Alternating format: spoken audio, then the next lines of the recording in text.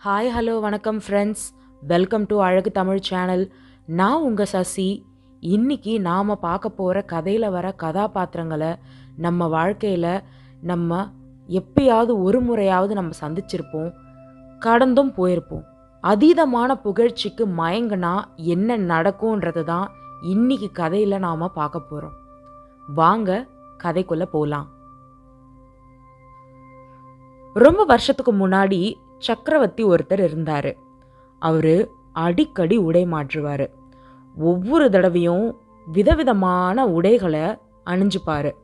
துணி வாங்குறதுலேயும் சரி, துணி தைக்கிறதுலையும் சரி, பணத்தை வாரி வாரி செலவிட்டு வருவார். அந்த சக்கரவர்த்தி கிட்ட ஒரு நாள் 2 பேர் வந்தாங்க. அவங்க 2 பேருமே மற்றவங்களை ஏமாற்றி பிழைக்கிறவங்க. ஆனால் பார்க்கறதுக்கு ரொம்ப நல்லவங்க மாதிரி நடித்தாங்க. அந்த சக்கரவர்த்தியை பார்த்து, நாங்கள் 2 பேருமே நெசவாளர்கள். நாங்கள் தயார் செய்கிற துணி மிக மிக மெல்லியதாக இருக்கும். வண்ணங்கள் கண்களை கவரும். இன்னொரு அதிசய சக்தியும் அந்த துணிகளுக்கு உண்டு. புத்திசாலிகளோட கண்களுக்கு தான் அந்த துணி தெரியும். முட்டாள்களோட கண்களுக்கு அது அறவே தெரியாது அப்படின்னும் ஒரு புதிர் போடுறாங்க. சக்கரவர்த்தி அவங்க சொன்னதை அப்படியே உண்மைன்னு நம்பிடுறாரு. அவருக்கு ரொம்ப மகிழ்ச்சி ஆயிடுது. ஏன் மகிழ்ச்சி ஆகாது? ஏன்னா அவரு தான் துணி மேலே ரொம்ப ஆர்வமாக இருக்கிறவராச்சே. உடனடியாக கொஞ்சம் கூட யோசிக்காம சரின்னு சொல்லி அவங்களுக்கு தனியாக ஒரு வீட்டையும் ஏராளமான பணத்தையும் கொடுத்து விடுறாரு சக்கரவர்த்தி. அந்த வீட்டில் 2 தறிகளையும் கொண்டு வந்து போட சொல்கிறாரு.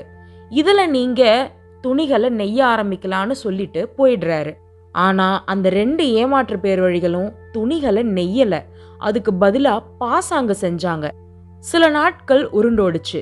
சக்கரவர்த்தி தன்னுடைய முதல் மந்திரியை கூப்பிட்டு துணிகள் எப்படி தயாராயிருக்குன்னு பார்த்துட்டு வர சொல்கிறாரு. முதல் மந்திரி அந்த 2 பேர் வழிகளும் தங்கியிருந்த வீட்டுக்கு போகிறாரு. அவர் வர்றதை பார்த்ததுமே 2 பேரும் துணி நெய்கிற மாதிரி நடிக்க ஆரம்பிக்கிறாங்க. மந்திரியோட கண்களுக்கு துணி எதுவுமே தெரியலை. ஆனாலும் அவர் அதை வெளியில் காட்டிக்கல. துணி தெரியவில்லையேன்னு சொன்னால் நம்மளுக்கு முட்டாள் பட்டம் கிடைச்சிரும்.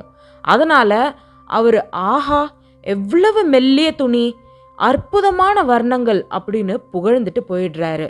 சக்கரவர்த்தி கிட்ட திரும்பி வராரு. அவர்கிட்ட அதிசய துணியை பற்றியும் ஒரேடியாக வர்ணிக்க தொடங்கினாரு. 2 நாள் கழிச்சு சக்கரவர்த்தி இன்னொரு பெரிய உத்தியோகஸ்தரை அனுப்பி வைக்கிறாரு. அவரும் அங்கே போய் பார்த்துட்டு அவருடைய கண்களுக்கும் எதுவுமே தெரியல. ஆனாலும் அவர் விட்டு கொடுக்கல. சக்கரவர்த்தி கிட்ட திரும்பி வந்து பார்க்காத ஒரு துணியை பற்றி பலவாரா புகழ்ந்து பேசினாரு. சக்கரவர்த்திக்கு அளவில்லாத மகிழ்ச்சி. உடனே துணியை பார்க்கறதுக்கு அவரே நேராக புறப்பட்டு போறாரு. அவரை பார்த்ததுமே இந்த 2 ஏமாற்று பேர் வழிகளும் துணி நெய்யற மாதிரி நடிக்க ஆரம்பிக்கிறாங்க. சக்கரவர்த்தி எவ்வளவு கூர்ந்து பார்த்தோம், அவரோட கண்களுக்கும் துணி தெரியல. அங்கே இருந்தால் தானே தெரியறதுக்கு. ஆனாலும் உண்மையை கூற அவருக்கு துணிச்சலே இல்லை. ஆஹா அற்புதம், அபாரம், பிரமாதம், துணி என்றால் இது அல்லவா துணி அப்படின்னு வாய் விட்டு சொல்றாரு.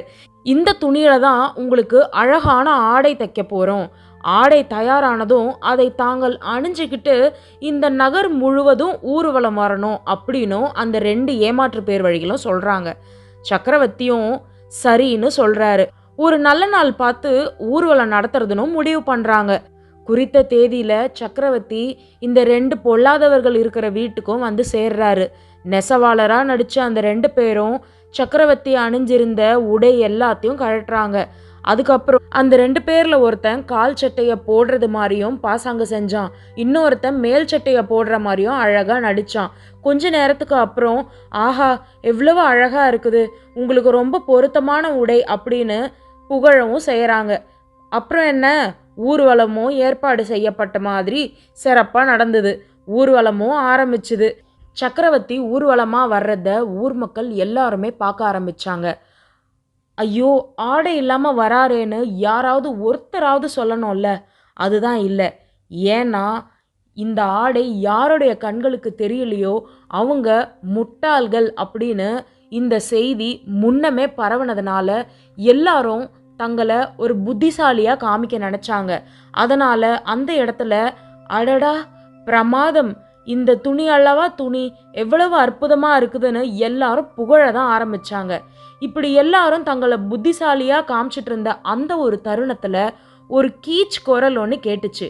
ஐயையோ, சக்கரவர்த்தி உடுப்பு இல்லாம போறாரே! குரல் வந்த அந்த திசையை நோக்கி எல்லாரும் பார்க்க ஆரம்பிச்சாங்க. அந்த இடத்துல சின்ன வயசு பொண்ணு ஒருத்தி கத்திக்கிட்டு இருந்தா. அதை கேட்ட ஊர்வலத்துல இருந்த ஒருத்தர், என்னுடைய கண்களுக்கும் தான் ஆடை தெரியல அப்படின்னு சொல்றாரு. அதை தொடர்ந்து இன்னொருத்தர், ஆமாமா என் கண்ணுக்கும் தான் தெரியல அப்படின்னு ஆமோதிக்கிறாரு. இப்படியே ஒவ்வொருத்தரா எல்லாருமே ஆமா ஆமான்னு சொல்லி ஆமோதிச்ச உடனே சக்கரவர்த்திக்கு ரொம்ப அசிங்கமா போச்சு. அந்த ஊர்வலம் கடைசியில சக்கரவர்த்திக்கு ஒரு அவமானத்தையும் தேடி கொடுத்துருச்சு. அங்கேருந்து அவர் ஓடிட்டாரு. இந்த கதை கேட்குறதுக்கு வேடிக்கையா நகைச்சுவையா இருந்தாலும் இதுலேயும் ஒரு கருத்து இருக்குது.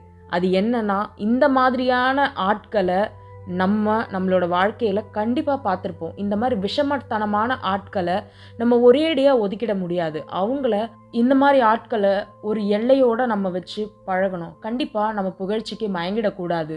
யார் என்ன சொன்னாலும் நம்ம புகழ்ச்சிக்கு மயங்காமல் நம்ம மனசுக்கு பட்ட உண்மையை துணிச்சலாக நம்ம சொன்னோன்னா கண்டிப்பாக அடுத்தவங்க நம்மளை ஏமாத்துறதுக்கான வாய்ப்பு வராது. நம்ம ஏன் மற்றவங்களுக்கு நாம் ஏமாற வாய்ப்பு கொடுக்கணும்? சிந்திச்சு பாருங்க. அடுத்த கதையில் நம்ம சந்திக்கலாம். நன்றி, வணக்கம். இந்த கதை உங்களுக்கு பிடிச்சிருந்ததுன்னா லைக் பண்ணுங்க, ஷேர் பண்ணுங்க, சப்ஸ்கிரைப் பண்ணுங்க, பெல் பட்டன் ஐகானையும் ப்ரெஸ் பண்ணி வச்சுக்கோங்க. நன்றி, வணக்கம்.